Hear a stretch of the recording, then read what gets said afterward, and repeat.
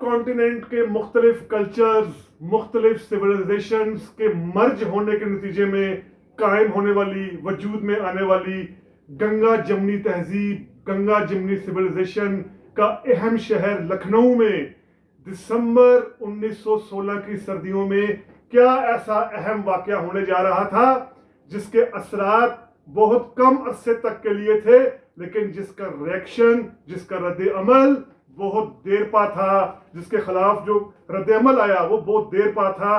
کیا وہ ایسا بڑا اہم سیاسی واقعہ تھا دسمبر 1916 میں؟ یہ آج ہم جانیں گے ری تھنک وتھ عمر جاوید میں۔ ہسٹری کو اس کے ریئل کانٹیکسٹ میں سمجھنے کی کوشش اور جستجو کرنے والے تمام سٹوڈنٹس کو ری تھنک وتھ عمر جاوید میں ویلکم، خوش آمدید۔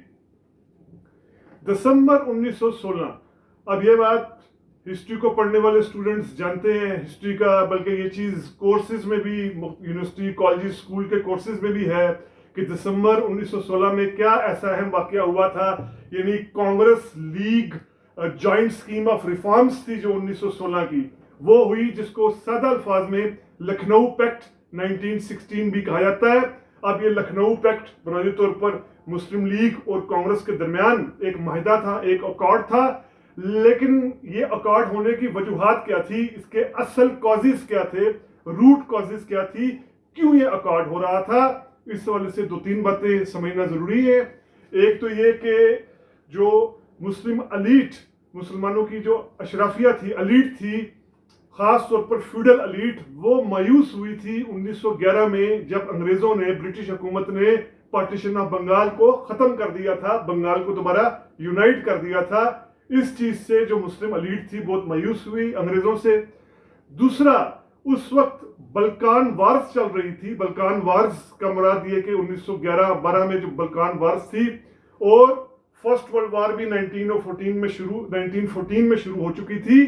اس سے ہو کیا رہا تھا، جو آٹومن امپائر تھا، جو یہاں کے انڈیا کے پین اسلامسٹ تھے یا اسلامسٹ تھے، وہ ظاہری بات ہے جو ترکی کا خلیفہ تھا، سلطنت عثمانیہ کا خلیفہ تھا، اس کو اپنا خلیفہ بھی مانتے تھے۔ جو یہاں کے اسلام پسند تھے، کئی اسلامسٹ تھے، وہ ترکی کے خلیفہ کو اپنا خلیفہ مان کر چل رہے تھے۔ لیکن 1914، ایک تو بلکان وارز جو 1911-12 میں ہوئی، اس سے بھی آٹومن امپائر ویک ہوا، یورپ کے کئی علاقے آٹومن امپائر سے الگ ہوئے۔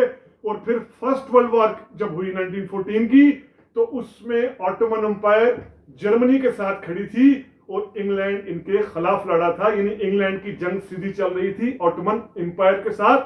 تو اب اس کا کیا اثر ہوا، وہ یہاں کا مسلمان الیٹ، وہ یہاں کا مسلمان فیوڈل طبقہ جو اب تک انگریزوں کے ساتھ کھڑا تھا، یہ دیکھ کر کہ یہاں چونکہ ہندو میجورٹی میں ہے تو انگریز ایک طرح کے ہمیں پروٹیکشن دے رہے ہیں، اور انگریزوں نے نوازا بھی بہت زیادہ، ہم جانتے ہیں یہ خاص طور پر 19 سینچری کے اینڈ سے لے کر پھر جس طریقے سے وہ شملہ ڈیپوٹیشن، جس طریقے سے مسلم لیگ انگریزوں نے قائم کروائی، 1909 میں منٹو مورلے کے تحت مسلمانوں کی ڈیمانڈز پوری کی گئی، سب سے بڑی سیپریٹ الیکٹوریٹ کی، جداگانہ انتخابات کی، تو مسلمانوں کو اپیز، مسلم لینڈڈ جو الیٹ تھی اس کو اپیز بھی کیا جا رہا تھا، اس کو بہت زیادہ نوازا بھی جا رہا تھا، کیونکہ تب تک انگریزوں کے لیے یہ نظریات خطرہ نہیں تھے جو مسلمانوں کے تھے۔ اب جب یہ سیدھی ٹکر انگریزوں کی آٹومن امپائر سے ہو رہی تھی، تو یہاں کے اسلامسٹ بھی جو ہیں، جو اوپر کے طبقے کے تھے اور جو مڈل کلاس تھے، وہ بھی انگریزوں کے خلاف ہو رہے تھے۔ اور ظاہری بات ہے انگریزوں کے خلاف ہونے کا مطلب کہ وہ پھر کانگریس کے ساتھ کچھ جوائنٹ وینچر کریں، کانگریس کے ساتھ معاہدے کریں۔ اسی دور میں اگر ہم دیکھیں مولانا ابوالکلام آزاد کا جو اخبار الہلال تھا، یا مولانا محمد علی جوہر کا اخبار کامریڈ تھا، وہ بھی 1911-12 میں یہ تجویزیں پیش کر رہا تھا کہ اب مسلمانوں کو کانگریس کے ساتھ، بلکہ مسلم لیگ کو بھی کانگریس کے ساتھ مل کر چلنا چاہیے، کچھ جوائنٹ کرنا چاہیے۔ ایک دو وجوہات یہ میں نے بتائی، اور تیسری وجہ جو میرے نظر میں as a student of history سب سے اہم وجہ ہے، وہ یہ کہ ہم جانتے ہیں 1857 کے بعد، یعنی جب انگریزوں نے مکمل کنٹرول کیا، اس کے بعد مسلمانوں کی طرف سے جو اوپر کا طبقہ تھا، جو مسلمانوں کی الیٹ تھی، وہی صرف انگریزوں سے فائدے اٹھا رہی تھی، انگریزوں کے ساتھ معاملات طے کر رہی تھی۔ سر سید احمد خان اس کی ایک مثال ہے، مسلم لیگ جن لوگوں نے بنائی وہ اس کی ایک مثال ہے، کہ کیسے جو مسلم فیوڈل طبقہ تھا وہ انگریزوں کے ساتھ الائنس کر کے فائدے اٹھا رہا تھا، عام مسلمان کو تو کچھ نہیں مل رہا تھا. لیکن اب 1916 آتے آتے کچھ حالات بدل رہے تھے. مسلمانوں کے اندر بھی ایسے مڈل کلاس طبقے کے اندر سے لبرل اور نیشنلسٹ مسلمان پیدا ہو رہے تھے جو پرانے اپنے جو فیوڈل مسلم تھے ان کی پالیٹکس سے متفق نہیں تھے. اور اس کا سب سے بڑا اظہار ہمارے سامنے محمد علی جناح کی صورت میں سامنے آ رہا ہے، جن کا بیک گراؤنڈ جاگیرداری نہیں تھا، نوابی نہیں تھا، جو ایک مڈل کلاس مسلمانوں کے ترجمان کے طور پر، یعنی جناح جو ہے امرج کر کے سامنے آ رہے تھے. جناح ایک مثال ہے. بہت سے ایسے مڈل کلاس آ رہے تھے جن کا بیک گراؤنڈ اب جاگیرداری نہیں تھا. تو یہ جناح جیسے لوگ بھی 1913 میں مسلم لیگ بھی انہوں نے جوائن کر لی تھی. تب یہ بات ذہن میں رکھیے گا، تب ایک سے زیادہ پارٹیز کی رکنیت ممبرشپ رکھی جا سکتی تھی. جیسے جناح کانگریس کے بھی ممبر تھے اور مسلم لیگ کے بھی 1913 میں مسلم لیگ میں بھی شمولیت کر لی تھی. تب یہ عام بات تھی. کوئی کانگریس کا ہوتا تھا وہ ہندو مہا سبھا کا بھی ہو جاتا تھا، وہ مسلم لیگ کا بھی اپنے پاس رکنیت رکھ سکتا تھا. اب جناح جیسے لوگ آگے آ رہے تھے 1913 کے بعد. یہ وہ کلاس تھی، لبرل مڈل کلاس، جو یہ چاہ رہی تھی کہ انگریزوں سے زیادہ خود مختاری لی جائے، سیلف گورننس لی جائے، زیادہ سے زیادہ اٹانومی لی جائے. اور اس کے لیے یہ جو مڈل کلاس تھی، مسلم مڈل کلاس تھی، یہ کانگریس کے ساتھ بالکل اس وقت اس کی سوچ تھی کہ کانگریس کے ساتھ اتحاد کیے بغیر یہ ممکن نہیں ہوگا کہ ہم بڑے لیول پر جو ہے وہ کوئی تحریک بنائیں. کانگریس کے ساتھ الائنس ضروری ہے، کانگریس کے بغیر کوئی تحریک بھی کامیاب نہیں ہوگی. یہ اس مڈل کلاس طبقے کا خیال تھا. دوسری طرف ایسا مڈل کلاس مسلمان بھی جو لبرل نہیں تھا بلکہ پین اسلامسٹ تھا، اسلامک تھا، جس کا پورا ایجنڈا تھا اسلام کو لے کر، وہ لوگ بھی اب تیزی کے ساتھ کانگریس سے الائنس کرنا چاہ رہے تھے. اس کا اظہار مولانا محمد علی جوہر جیسے شخص کی صورت ہمارے سامنے آتا ہے. یعنی لبرل مسلمان بھی محمد علی جناح جیسا، اسلامسٹ اسلام پسند مسلمان بھی مولانا محمد علی جوہر جیسا، یہ اب جو ہے وہ کانگریس کے ساتھ اتحاد چاہ رہا تھا. جو پرانی مسلمانوں کی فیوڈل ارسٹوکریسی تھی، لینڈڈ ایلیٹ تھی، جاگیردار تھے، ایک تو ان کا اب ایسا اثر پہلے کی طرح کا نہیں تھا، اور دوسرا ان کی سیاست متروک ہو رہی تھی، ابسلیٹ ہو رہی تھی، ختم ہو رہی تھی. ان کی پالیٹکس کے لیے گنجائش نہیں تھی. اب انڈین مڈل کلاس، چاہے وہ مسلمان ہوں چاہے وہ ہندو ہوں، ان کو کچھ آگے کی بات چاہیے تھی. کیونکہ ظاہری بات ہے انڈیا کے اندر انڈسٹریلائزیشن شروع ہو چکی ہے، انڈسٹریز بن چکی ہیں، مڈل کلاس طبقہ پیدا ہو چکا ہے، لائرز پیدا ہو چکے ہیں، بیرسٹرز، ڈاکٹرز، پروفیسرز پیدا ہو چکے ہیں جن کا بیک گراؤنڈ اس طرح فیوڈل نہیں. تو یہ چند اہم کازز تھے. اب یہ لکھنؤ جو پیکٹ ہوا، لکھنؤ معاہدہ ہوا، جس کو معاہدہ لکھنؤ 1916 کہا جاتا ہے، اس میں سب سے واضح اور اہم کردار اگر ہم دیکھیں تو وہ بیرسٹر محمد علی جناح کا ہی تھا. محمد علی جناح کی وجہ سے ہی بمبئی میں 1915 میں کانگریس نے اجلاس کیا، اور اس اجلاس میں جو مسلم لیگ کی ایلیٹ کی ڈیمانڈ تھی ان پر غور کیا گیا. اور پھر جناح کی کوششوں سے نومبر 1916 میں پہلے کولکتہ میں ایک مسلم لیگ کا اور کانگریس کا ایک سیشن ہوا، اور اس کے بعد دسمبر میں 1916 میں کانگریس کا اور مسلم لیگ کا یہ جوائنٹ ایک اجلاس ہوا. اس جوائنٹ اجلاس کے نتیجے میں معاہدے آئے، کئی نکات، کئی ریفارمز کا مطالبہ کیا گیا. اس میں جناح کے کردار کے حوالے سے اگر ہم مثالیں دیکھیں تو جسونت سنگھ نے اپنی کتاب میں جس طرح بات کی ہے، یہ آپ دیکھ سکتے ہیں اپنے کہ جناح کا کیا کردار تھا لکھنؤ پیکٹ میں 1916 میں. یا کے ایم منشی جو کانگریس کے لیڈر تھے، بعد میں منسٹر بھی بنے آزاد انڈیا میں، یو پی کے گورنر بھی بنے، انہوں نے اپنی کتاب پلگرمیج آف فریڈم میں بھی جناح کے اس کردار کو مانا کہ جناح کا کردار سب سے زیادہ اہم تھا اس لکھنؤ معاہدے کے لیے. اب اگر ہم دیکھیں لکھنؤ پیکٹ کے اہم نکات کیا تھے، بنیادی اہم نکات کیا تھے، سب سے پہلے تو یہ اب کھل کر مطالبہ کر دیا گیا تھا کہ سیلف گورننس دی جائے انڈینز کو، سیلف گورنمنٹ دی جائے انڈینز کو.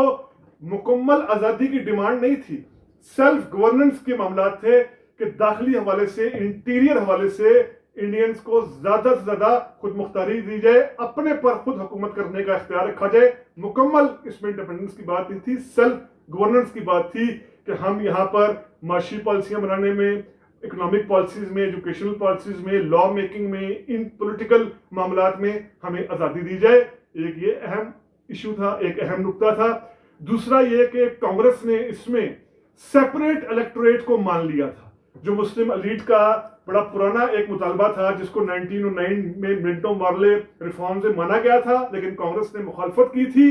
اب کانگریس اس مطالبے کو مان گئی تھی سیپریٹ الیکٹوریٹ کے، اور اس میں جنہوں نے بال گنگا تلک جیسے جو پرو ہندو ایک لیڈر تھے، ان کو بھی قائل کر لیا تھا کہ وہ سیپریٹ الیکٹوریٹ کو مان جائیں۔ کانگریس نے سیپریٹ الیکٹوریٹ کو مان لیا، اور پھر مسلمانوں کے لیے 33% ریپرزنٹیشن، یعنی اسمبلی کے اندر 1/3 سیٹیں مسلمانوں کے لیے ریزرو کرنے کے رائٹ بھی مان لیے، کہ اگر کسی جگہ کسی اسمبلی میں مرکز میں یا کسی صوبے میں 100 سیٹیں ہیں تو اس میں 33 لازمی، مرکز میں سینٹر میں 33 سیٹیں جو ہے وہ لازمی مسلمانوں کے لیے ہی ریزرو رکھی جائیں گی۔ یہ اہم نقطہ مان لیا، ایک اہم ڈیمانڈ تھی۔ پھر ایک ڈیمانڈ کی گئی ویٹیج سسٹم کی۔ ابھی ویٹیج سسٹم کیا تھا؟ ویٹیج سسٹم تھا کہ جن صوبوں میں جو منورٹی ہو اس کو اس کی آبادی کے پاپولیشن کے اعتبار سے، ریشو کے اعتبار سے زیادہ سیٹس دی جائیں۔ جیسے مثال دے رہا ہوں آپ کو کہ پنجاب میں اگر ہندو منورٹی میں ہے تو اس کو اپنی پاپولیشن کے حساب سے ذرا زیادہ سیٹس دی جائیں۔ مسلمان یو پی میں منورٹی میں ہے تو اس کو پاپولیشن کے حساب سے زیادہ سیٹ دی جائیں۔ تو یہ ویٹیج کا مطالبہ بھی رکھا گیا، اور پھر کچھ اور مطالبے بھی رکھے گئے، جیسے یہ کہ ایگزیکٹو کو، جوڈیشری کو ایگزیکٹو سے الگ کیا جائے، چونکہ مجسٹریٹس کے پاس جو ہے وہ جوڈیشل اختیارات بھی تھے، ایڈمنسٹریشن کے انتظامی معاملات بھی تھے۔ یہ مطالبات کیے گئے، اور اس طرح کے کئی مطالبات، لیکن مین مطالبات جو ہیں میں نے بتا دی آپ کو، اس میں سیپریٹ الیکٹوریٹ، مسلمانوں کے لیے 1/3 ریپرزنٹیشن، اور ویٹیج سسٹم، اور سب سے بڑھ کر سیلف گورننس کو جو ہے وہ تسلیم کیا، سیلف گورننس کا مطالبہ کیا گیا۔ یہ اہم وہ نکات تھے، یہ اہم وہ بنیادی پوائنٹس تھے جو لکھنؤ پیکٹ میں یہ مطالبہ آیا۔ اب یہ جو مسلم الیٹ تھی اور جو ہندو الیٹ تھی، چاہے وہ پروگریسو ہو، لبرل ہو، یہ ان کی طرف سے ایک فرسٹ ایسا جوائنٹ اکارڈ تھا۔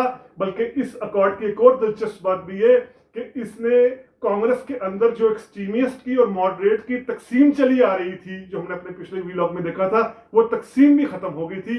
اب ایکسٹریمسٹ بھی ماڈریٹس کے ساتھ، ماڈریٹس بھی ایکسٹریمسٹ کے ساتھ ان پوائنٹس پر اتفاق کر گئے تھے، یعنی کانگریس بھی ایک ہو گئی تھی، اور پھر اس کے ساتھ مسلم لیگ کے ساتھ یہ معاملات طے کر کے بہت اہم جو ہے وہ یہ مطالبات تسلیم کر لیے گئے تھے۔ مطالبات یعنی کانگریس اور مسلم لیگ نے مطالبات کے رکھ دیے تھے انگریزوں کے سامنے، کیونکہ انگریز فرسٹ ورلڈ وار اب شروع ہو چکی تھی، اور ظاہری بات ہے اس وقت کوئی بھی یہ پارٹی انگریزوں کے خلاف نہیں جا رہی تھی۔ ہر پارٹی نے، چاہے وہ مسلم لیگ ہو، چاہے وہ کانگریس ہو، کانگریس کے ایکسٹریمسٹ ہوں، ماڈریٹس ہوں، جو بھی ہوں، وہ اس جنگ میں انگریزوں کا ساتھ دے رہے تھے۔ اس کی ایک مثال یہ کہ انگریزوں کو 10 کروڑ ملین پاؤنڈ کا یہاں کے برجوازی کی طرف سے، کیپٹلسٹ کی طرف سے، یہاں کے امیر لوگوں کی طرف سے، فیوڈل الیٹ کی طرف سے وار فنڈ بھی مہیا کیا گیا۔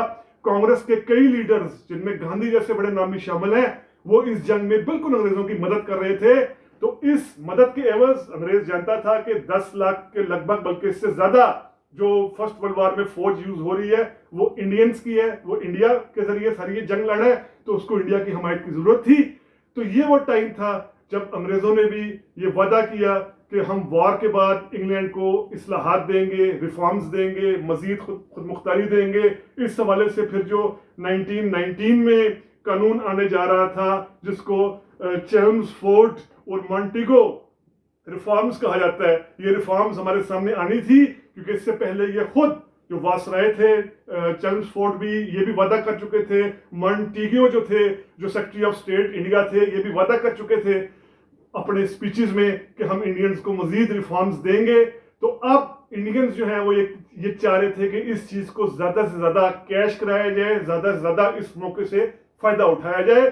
جس طرح میں نے ویلاگ کے شروع میں کہا کہ اس وقت تو جب یہ معاہدہ ہوا 1916 میں، تو ہر طرف بلے بلے کہ بڑا زبردست ہو گیا جی، یہ ہندو مسلمان کا اتفاق ہو گیا، ہندو مسلم کا مسئلہ ختم ہو گیا۔ لیکن یہ بالکل وقتی تھا۔ ایک تو ہمیں پھر یہاں یاد رکھنا چاہیے کہ یہ مسلم الیٹ اور ہندو الیٹ اپنے لیے اصلاحات کر رہی تھی، یہ میسز کے لیے کچھ نہیں لیا جا رہا تھا، بے شک وہ غریب ہندو ہوں یا غریب مسلمان ہوں۔ اور دوسرا یہ کہ اس معاہدے کا جو لکھنؤ پیکٹ ہے، اس کا اثر بہت کم رہا، इसका जैसा मैंने कहा असर इतना नहीं रहा, बल्कि इसके रिएक्शन ज्यादा आए कुछ अरसे बाद। वो हम देखेंगे 1920s के बाद क्या सूरत आई कि इस लखनऊ पैक्ट का कोई असर नहीं हुआ, कोई देर पा असर नहीं हुआ, चंद 4-5 सालों तक ये बात रही कि बहुत जबरदस्त मायदा हो गया है, हिंदू मुस्लिम मसला खत्म हो गया है, लेकिन ऐसा नहीं हुआ था। और ऐसा क्यों नहीं हुआ, ये सारी बातें हम आगे जानेंगे जब आगे इवेंट्स को हम अनफोल्ड करेंगे और चीजों को उनके कॉन्टेक्स्ट के मुताबिक देखेंगे। तो ये था लखनऊ पैक्ट 1916 के हवाले से वीलॉग। अगर आपको ये वीलॉग लखनऊ पैक्ट के हवाले से पसंद आया है तो काइंडली आप सब्सक्राइब करें रीथिंक विद उमर जावेद को। बहुत शुक्रिया, अगले वीलॉग में मुलाकात होगी।